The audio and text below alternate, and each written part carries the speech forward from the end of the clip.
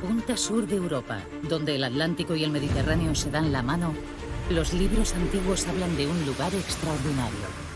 Tarsis era un lugar mítico, fecundo, riquísimo, al que todo el mundo quería ir para beneficiarse de esas riquezas.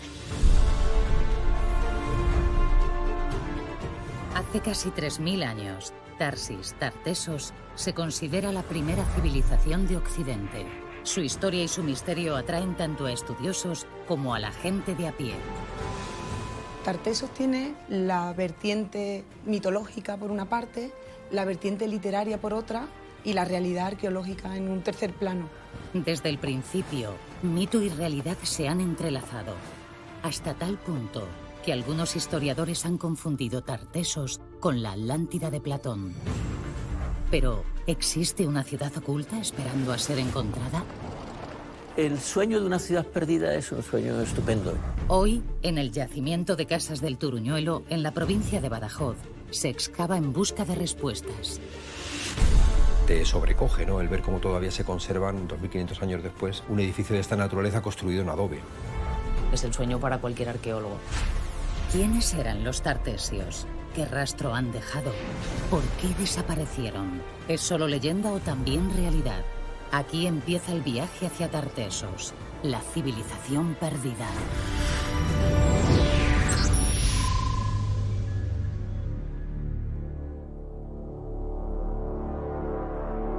Mi nombre es Claudio Lozano Guerra Librero. Las ganas de aventura me llevaron de muy joven a convertirme en buzo profesional. He localizado importantes naufragios y explorado el océano profundo. Y gracias a mi pasión por la historia y las antigüedades, hoy soy arqueólogo subacuático y doctor por la Universidad de Huelva. Becado por la National Geographic Society, después de años viajando por todo el mundo, ahora me embarco en esta búsqueda apasionante. En el siglo IX a.C., la región del actual Oriente Próximo es el centro del mundo. Los fenicios, comerciantes natos, son uno de los pueblos más avanzados del momento. En esta época, sus naves llegan al suroeste de la península ibérica para comerciar y se encuentran con los indígenas de la desembocadura del río Guadalquivir. No se puede concebir Tartesos solamente con los indígenas ni solamente con los fenicios, ¿no? Es un poco la hibridación entre las dos culturas. A lo largo de 5 siglos, Tartesos florece y se expande por el territorio. Estamos en el paraje de Casas del Turuñuelo de Guareña, en la provincia de Badajoz. El paisaje es llano, salpicado por pequeños montículos como este. Aquí se produjo uno de los hallazgos arqueológicos más extraordinarios de la historia antigua mediterránea. Lo que en 2014 empezó con un pequeño sondeo, se ha convertido en uno de los yacimientos clave para la historia de Tartesos. Y cada campaña de excavaciones aparecen nuevos descubrimientos. Este es el último yacimiento de Tartesos que se está excavando. Esther Rodríguez estuvo en su descubrimiento y ahora es codirectora de la excavación. Casas del Turuñuelo es un ejemplo excepcional para poder traer Tartesos al Valle del Guadiana. Siempre ha existido mucha discusión en torno a si Tartesos se acaba en el Valle del Guadalquivir con esa crisis que sufre en el siglo VI o si perdura más allá, ¿no? Los tartesios se extendieron por el Valle del Guadalquivir, por el Alentejo y el Algarve portugueses y también más al norte, por el Valle del Guadiana. Sebastián Celestino, del CSIC, es el otro responsable de la excavación. Gracias a que Casas del Turuñuelo está en una zona despoblada, los restos se han conservado en muy buen estado. Bueno, y lo que pensábamos que iba a ser una tercera habitación que se abría del vestíbulo, nos encontramos con esta gran escalinata que se abre al patio, ¿no? Y es una construcción magnífica, ¿no? Está completamente cerrada por los 4 lados, por un zócalo de piedra muy bien cortada y enlucido todo de rojo. Y luego esta gran alfombra de pizarra es la que nos lleva a la puerta principal. Realmente es un sitio extraordinario. En la localidad de Guareña, Badajoz, arqueólogos del CSIC excavan el que podría ser un edificio único de la cultura tartésica. Los investigadores trabajan para separar la leyenda de la historia de Tartesos. Nuevo hallazgo en el yacimiento tartésico del Turuñuelo. Restos de 16 caballos, una ofrenda a los dioses a modo de sacrificio antes de abandonar el lugar. Arqueología de la gran hecatombe tartésica.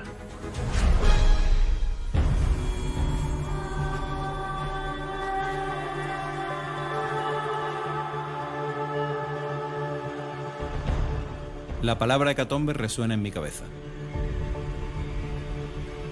Impresiona imaginar lo que los tartesios hicieron aquí hace 2500 años, justo antes de abandonar este lugar.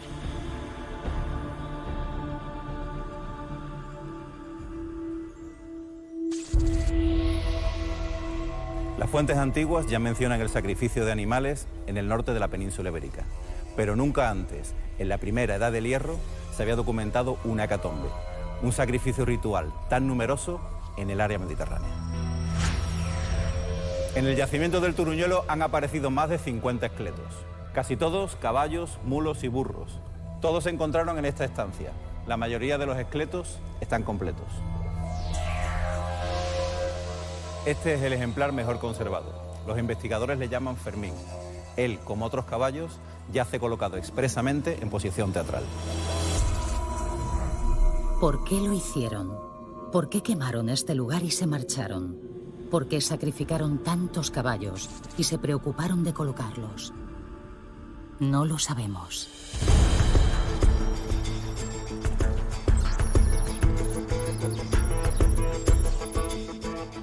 Me acerco a la Facultad de Veterinaria de Cáceres para ver si puedo encontrar alguna pista.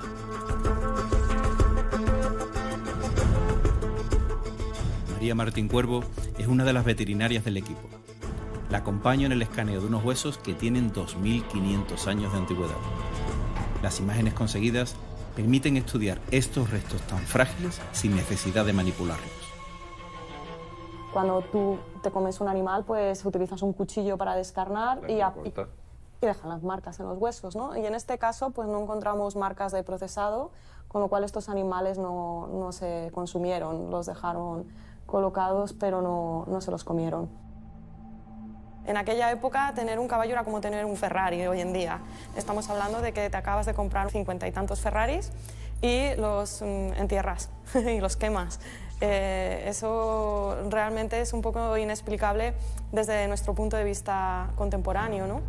El sacrificio de tantos animales y la forma en que sus propietarios abandonan este lugar no hace sino alimentar el misterio. En el Turuñuelo, el equipo de arqueólogos sigue excavando en busca de respuestas. Excavada la planta superior del edificio, en esta campaña se trabaja en el pasillo perimetral del lado sur. De la planta inferior solo se conoce el gran patio central.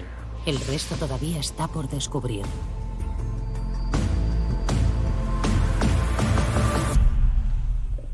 Este fue el primer corte que se hizo, donde ya dimos con una zona de muros y con 200 platos juntos, que nos llamaba muchísimo la atención, ¿no? Ya vimos que era un sitio muy significativo. Y nos encontramos inmediatamente con la bañera esta, ¿no? Aparte de su originalidad, porque no conocemos bañeras de este tipo, ¿no? Lo que más nos llamó la atención era que estaba construida con un mortero de cal, que eso sí que era inédito, ¿no? Turuñuelo ha sido un poco la revolución tecnológica, ¿no? de Tartesos.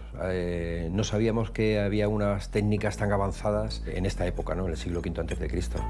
Excavando el pasillo que rodea el edificio, se han encontrado restos de grandes recipientes propios de las zonas de almacenaje, pero también otras piezas.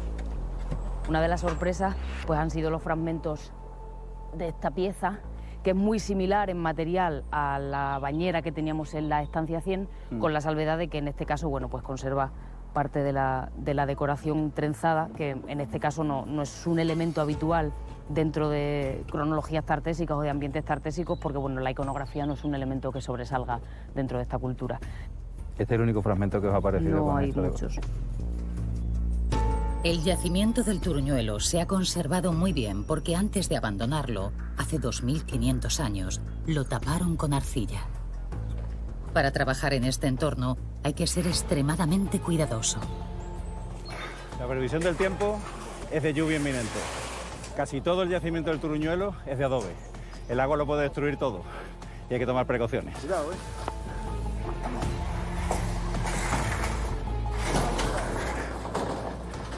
La jornada termina hoy sin saber cuándo se podrán retomar los trabajos.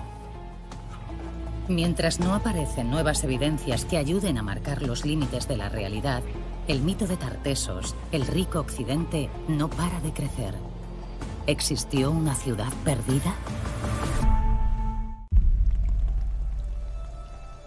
Tartessos es el nombre con el que los griegos se refieren a una civilización situada en el Mediterráneo occidental hace casi 3000 años. Gracias a la explotación de los metales, indígenas y fenicios unidos establecen una cultura única y muy avanzada. Cuando una cultura es poco conocida, normalmente tiene mucho más interés, ¿no?, en cuanto a ver qué es lo que guarda, qué es lo que subyace, ¿no?, dentro de ella. El interés académico por Tartessos comienza a principios del siglo XX. El atractivo de una civilización próspera y singular es tal que, al principio, algunos investigadores se ven tentados de suplir con la imaginación lo que aún no se puede demostrar con evidencias. Y así, la leyenda crece. Es la primera civilización de este territorio, entonces son nuestros primeros ancestros.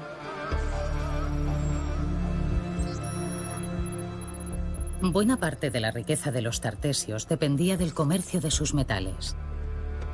De las minas hasta la costa había mucha distancia y necesitaban un centro logístico. Clara Toscano es la responsable de la excavación y conservación del yacimiento de Tejada la Vieja. Lo que hace que todo el mundo oriental de ese momento ponga su vista en esta zona, por supuesto, es el mineral. Tejada es un oppidum, que es una ciudad amurallada de época tartésica y turdetana, de mucha importancia por su tamaño, por sus dimensiones, y que nos cuenta mucho sobre las características de la sociedad que la habitó. Esta sería una de las calles principales, la tenemos aquí a lo largo.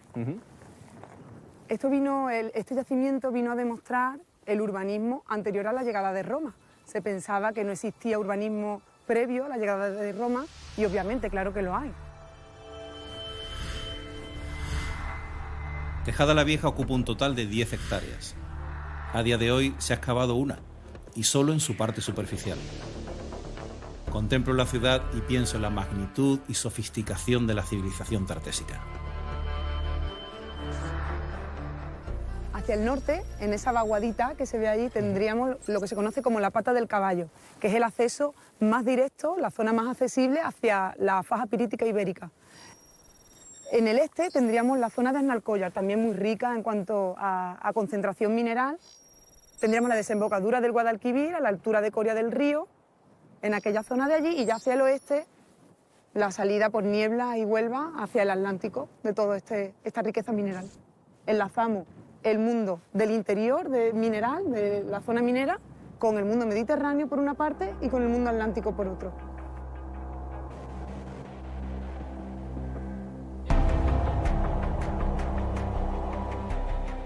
Sin el oro y los metales, no se explica la importancia de Tartessos. Los primeros pobladores ya descubrieron la extraordinaria riqueza mineral de esta zona.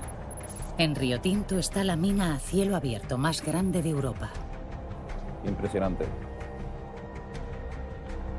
Una parte de estas minas se está explotando, pero otra se puede visitar. He quedado con David Márquez, que conoce muy bien el parque minero, para intentar encontrar el origen del metal, el lugar donde empezó el auge de los tartesios.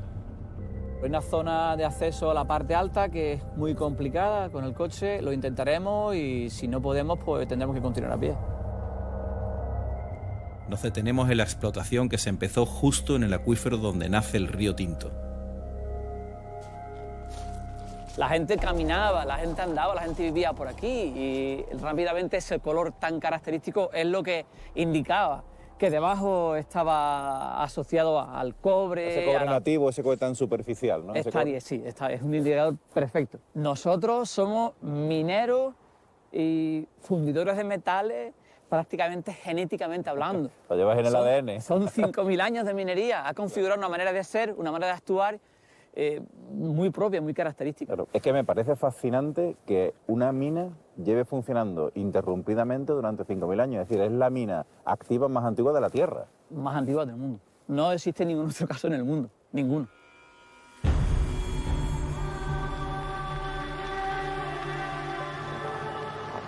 Ahí veo que ahí se ha desprendido un árbol, no sé si vamos a pasar, ¿eh? Vamos a intentarlo. Aquí está muy pegado, ¿eh? Dale.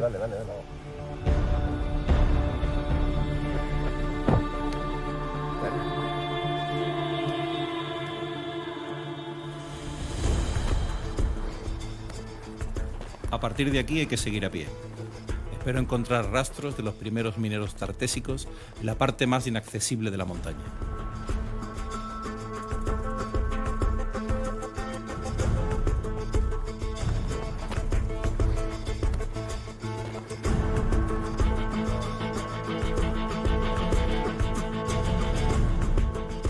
Aquí, una cata. Una cata. Aquí tenemos otra cata. Esto está lleno.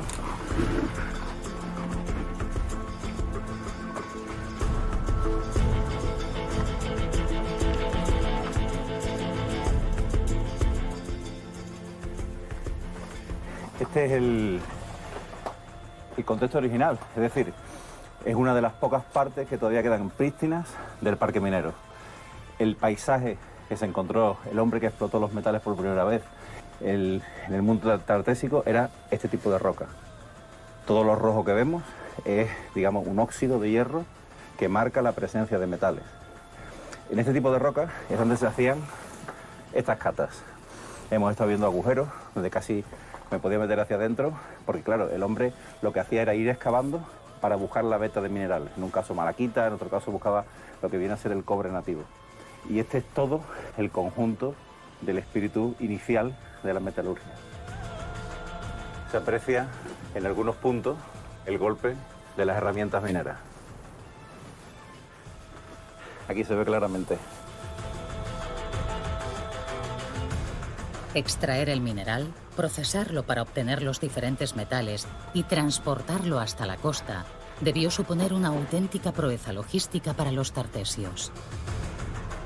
El mineral fue clave para su progreso y su prestigio.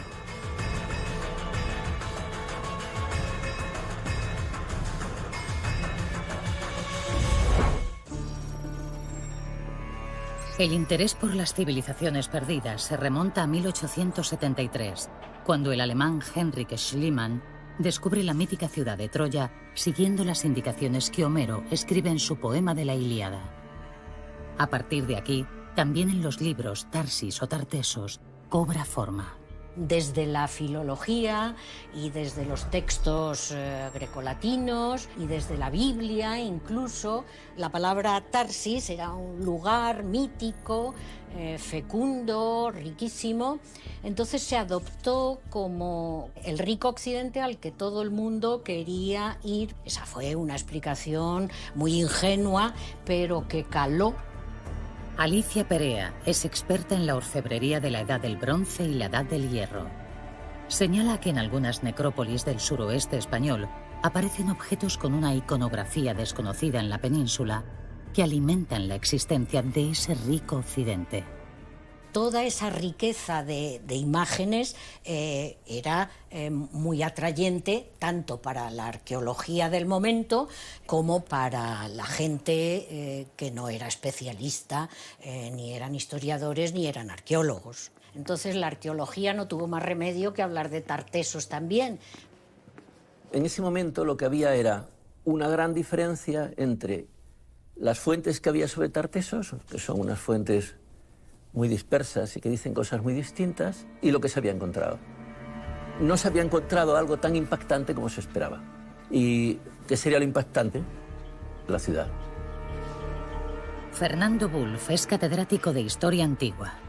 Señala que a principios del siglo XX, deslumbrado por el descubrimiento de Troya, un joven alemán ve en Tartesos la posibilidad de encontrar otra gran ciudad perdida. Su nombre es Adolf Schulten. Schulten lo que quiere es ser el gran descubridor, es un obseso de la investigación, un estudioso que está continuamente trabajando, ¿no?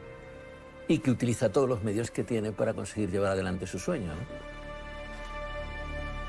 Ahora él piensa que está en condiciones de encontrar la gran ciudad de Tartesos. Él la imagina como una enorme ciudad que se va a poder encontrar y significa para él también la cultura más antigua de Occidente. Un imperio que él, con ayuda de estas fuentes, había extendido en el tiempo y en el espacio a su voluntad.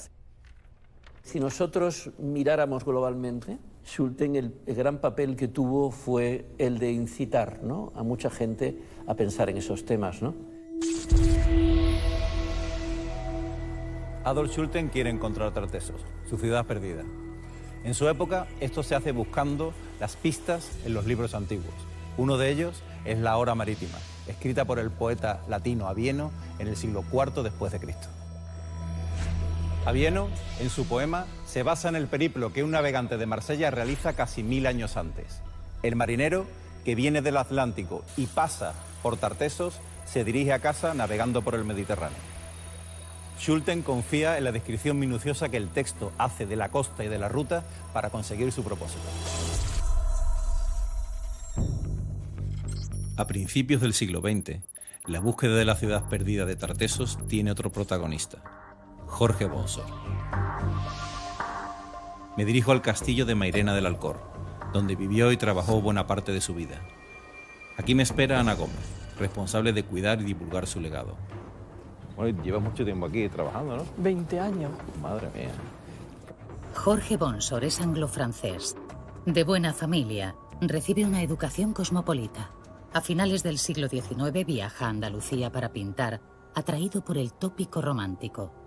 Pero en Carmona, la arqueología se le aparece como una revelación y decide quedarse a vivir.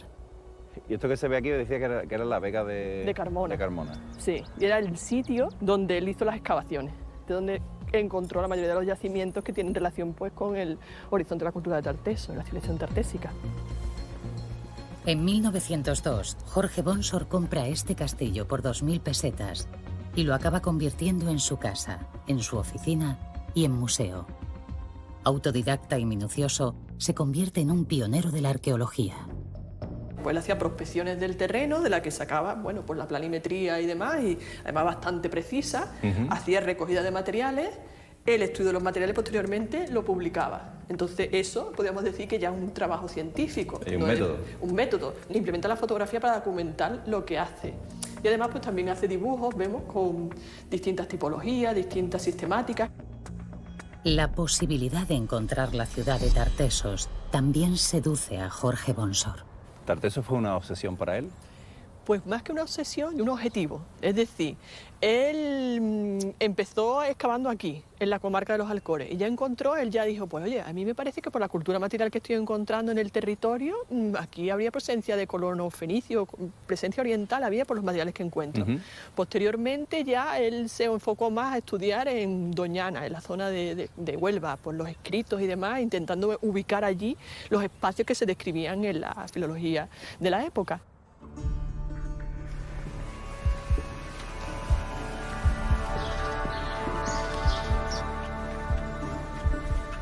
Parece el mar, pero es la ría de Huelva. En ella confluyen los ríos Tinto y Odiel, que junto con el Guadalquivir en Doñana, con su red de canales y esteros, forman un auténtico laberinto.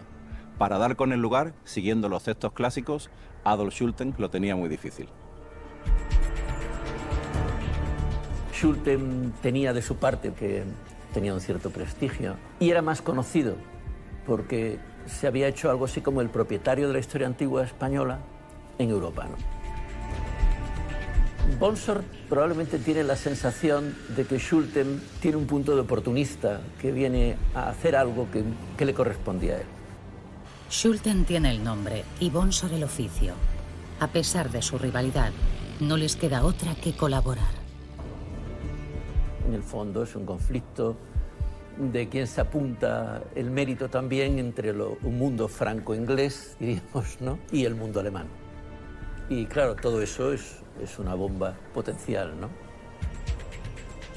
En 1923, los dos pioneros se dirigen a un lugar llamado el Cerro del Trigo, con la expectativa de encontrar la ciudad perdida de Tartessos.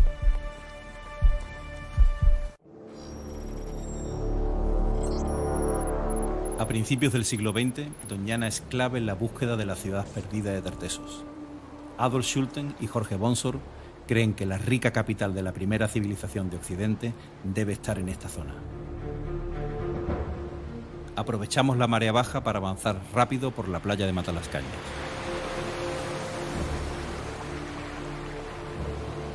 me acompañan unos investigadores que conocen muy bien el lugar. Juntos intentaremos llegar al mismo punto donde los dos pioneros se disponían a culminar su búsqueda.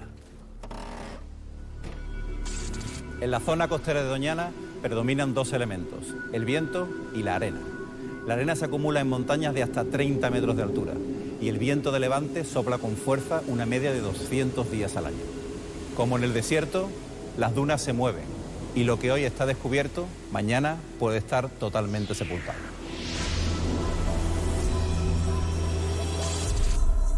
Para Antonio Rodríguez, Doñana es su segunda casa. Sus antepasados han sido guardas de esta reserva natural durante generaciones. Como geólogo, se ha dedicado a estudiar el aspecto del paisaje en el pasado. Bueno, toda esta zona que tenemos aquí es el Cerro del Trigo. Y el Cerro del Trigo que se localiza en este punto. Entonces, entre el Cerro del Trigo y la Algaida, pues hace unos 2500 años, pues había este gran brazo de mar, bastante ancho. Aquí había otra isla barrera. Toda esta zona de la flecha litoral ha venido a posteriori, o sea, ha crecido posteriormente, tiene menos de 2000 años. Cuando se hizo la excavación, hay 1,5 metros, 2 metros de arena geólica encima. Y a partir de ahí el yacimiento se apoya en lo que serían arenas de las playas antiguas que conformaron la barrera arenosa. En 1923 no se hacían estudios geológicos. Schulten y Bonsor no contaron con esa información. Cuando se disponían a excavar, su fracaso estaba anunciado. Sebastián Celestino guía al equipo al Cerro del Trigo, donde los dos pioneros esperaban descubrir la ciudad de Tartesos. Lo que encontraron los dos fue este muro, que por la forma puede ser de cualquier época, ¿no? Pero al asociarse los materiales que había, como por ejemplo este pico de ánfora romana, ¿no? Todo lo que había eran cerámicas de la misma época, ¿no? Del segundo, tercero, después de Cristo, ¿no? Por lo tanto, esto es los restos que quedan simplemente de aquel ideal de Schulten de encontrar la ciudad de Tartesos.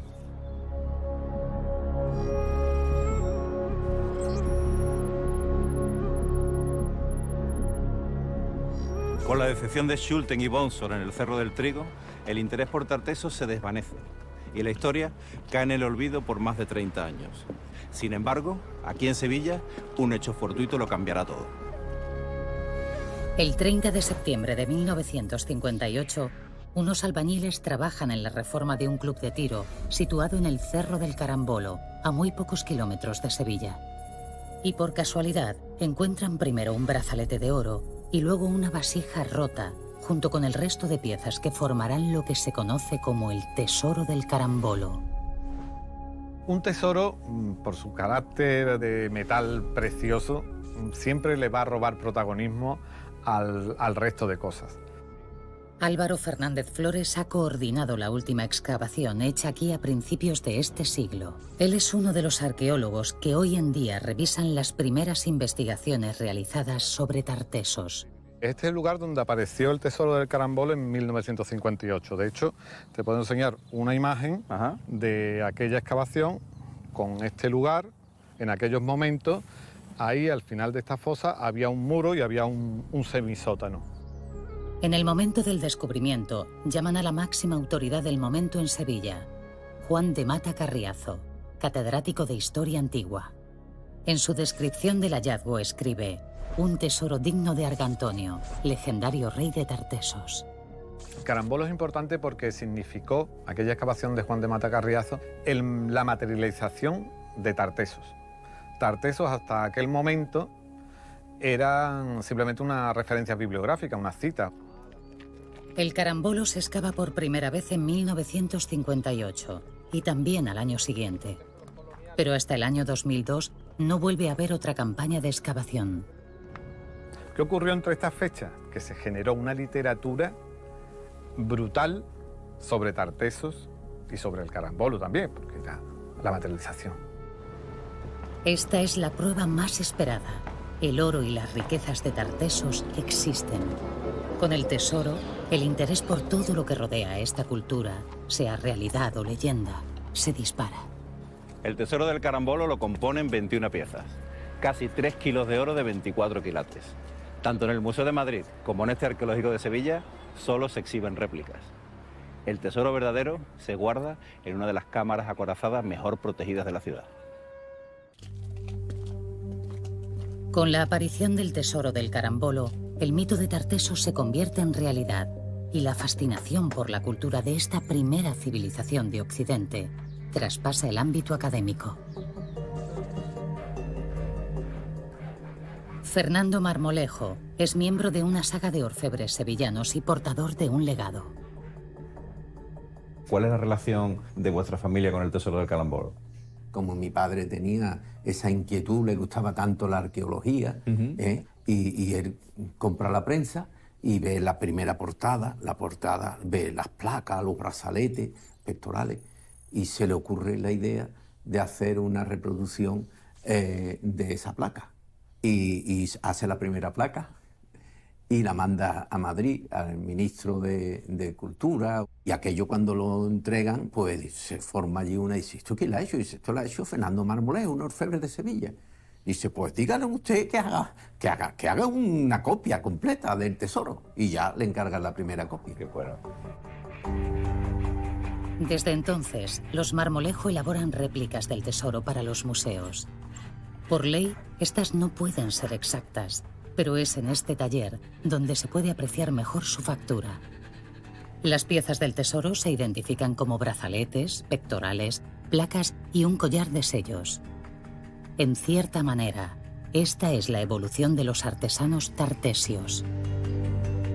Y este es el brazalete, ¿no? Esto es una técnica que el original tiene una técnica, bueno, depuradísima. Depuradísima, vamos. Es decir, porque eso viene de una tradición. Es decir, tiene que haber habido una tradición de orfebres con una depurada técnica a lo largo de los años para llegar a este punto. Y que eso sea en el siglo VI a.C. es sorprendente. Y además, como tú bien sabes, otra de las particularidades que tiene este tesoro es que es hueco.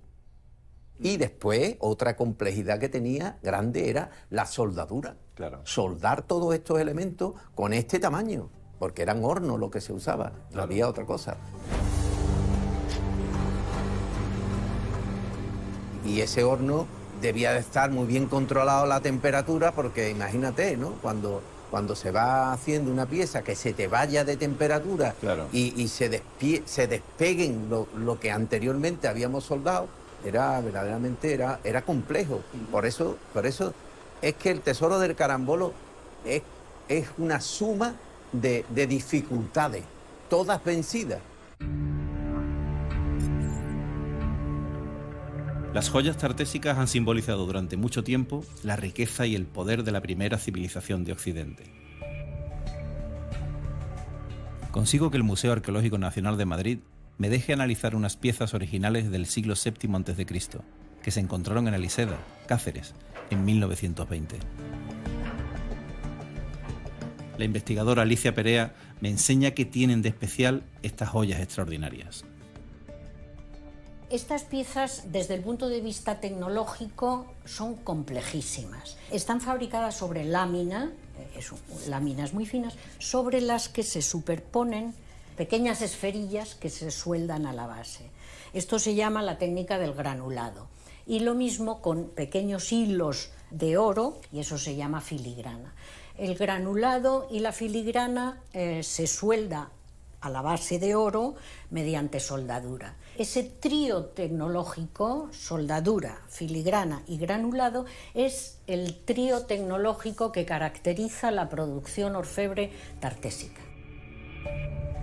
Según las investigaciones de Alicia Perea, cuando se empiezan a trabajar los metales, las piezas elaboradas por los indígenas del suroeste peninsular son macizas y lisas. Con la llegada de los fenicios, hace 2900 años, aparecen piezas más grandes, pero huecas, ligeras y decoradas con imágenes. Sin embargo, en las joyas del carambolo se aprecia la colaboración de orfebres locales con orfebres fenicios. Son una prueba de que Tartessos es la fusión de estos dos pueblos. Es muy relevante porque hasta ahora siempre se pensaba que los indígenas, eran poco menos que gente muy poco preparada. y gente de poco saber, pero no era así. Se unió la tecnología del bronce final con la tecnología fenicia y dio como resultado el carambolo. La iconografía es el privilegio de los aristócratas. Son los poderosos los que generan las imágenes y después todos los demás las consumen. En casi todos los museos de la región tartésica hay monolitos como estos. Se conocen como estelas de guerrero. Las estelas lo que nos hablan es de la clase dominante de los indígenas que vivían en la península ibérica. No aparecen justo en el núcleo de Tartesos, aparecen justo hacia el interior. Estelas se encuentran en el suroeste peninsular. Se están datando entre los siglos XI y VII a.C., muchas de ellas dentro del periodo tartésico. Hasta ahora se han identificado más de 150 bloques de piedra grabados como estos, principalmente en el valle del Guadalquivir y del Guadiana, en las provincias de Cáceres, Badajoz, Córdoba y Sevilla. En la mayoría de estas estelas se representa un guerrero con su panoplia de armas. El escudo, la lanza, la espada, a menudo el carro y el caballo también son representados. Se trata de monumentos funerarios, de marcas territoriales. A día de hoy su significado sigue siendo un misterio.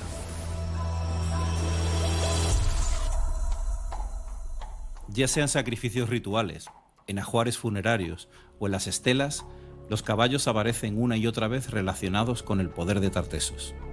María Martín, veterinaria de la Universidad de Extremadura, comparte con ellos su tiempo de trabajo y de ocio. Le propongo un paseo a caballo para entender mejor a estos animales enigmáticos. Desde los albores de la humanidad ha existido un vínculo especial con los caballos y estamos hablando de un animal que es una presa, que nos lo hemos estado comiendo y que lo hemos criado y nos ha permitido hacer cosas increíbles sobre ellos. Todo eso lo estamos intentando explicar con la ciencia, pero hay algo que todavía pues, no hemos conseguido explicar porque es muy difícil, esa emoción. Mientras cabalgo, pienso en esa élite tartésica. Lo tenían todo y un día, de repente, desaparecieron. ¿Qué les pasó?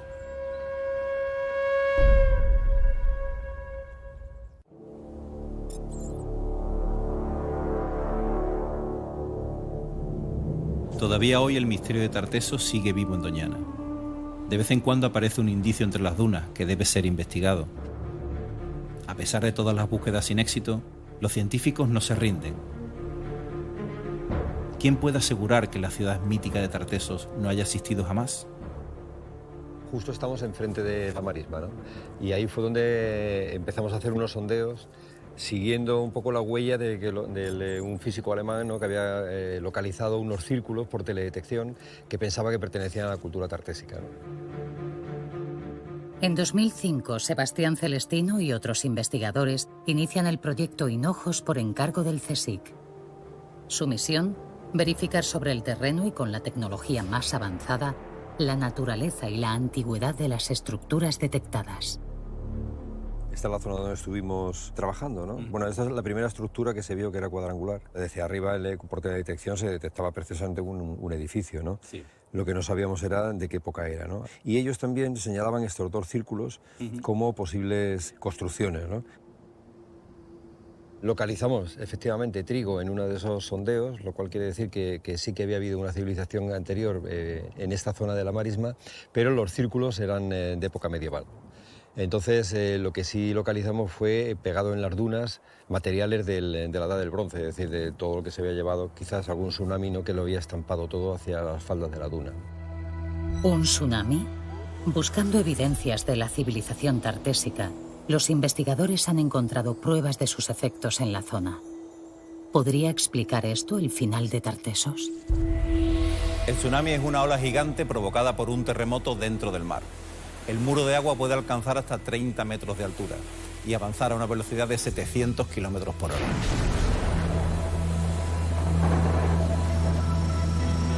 Demasiado grande y demasiado rápido para poder reaccionar. La existencia de tsunamis está documentada en el suroeste de la península ibérica, así como su poder destructivo. Su fuerza podría devastarlo todo a su paso. tanto construcciones como habitantes podrían ser arrastrados centenares de metros o incluso algún kilómetro. Los expertos no descartan que un tsunami arrasara con los puertos costeros y empujara a los tartesios tierra adentro hacia su etapa final.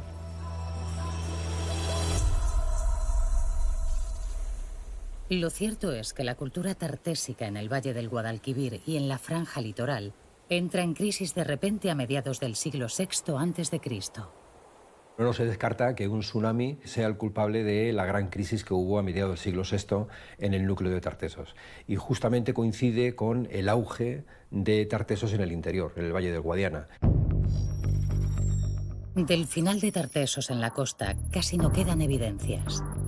Pero las claves de su final en el Valle del Guadiana pueden estar en este yacimiento. Excavar en Casas del Turuñuelo y hacerse la pregunta de qué esperamos encontrar es complicado. Constantemente, trazamos el espacio en el que vamos a excavar creyendo que corresponderá a una única habitación y de repente aparece una nueva puerta, un nuevo pasillo. Esto es nuevo, hemos trazado una especie de trinchera para ver las habitaciones paralelas que había en el patio. Y bueno, nos ha sorprendido esta estructura, es una estructura muy rara. Es extraña no solamente por la construcción en sí, que está hecha en ladrillo cocido. Lo más raro es que en un pasillo tan estrecho meter una estructura de este tipo, claro, te impide el paso, ¿no? Es un pasillo que le da la vuelta prácticamente a todo el edificio seguramente y tendremos que ver a ver qué significado tiene realmente esta estructura. No sabemos si este hallazgo puede ser relevante, pero hay que seguir.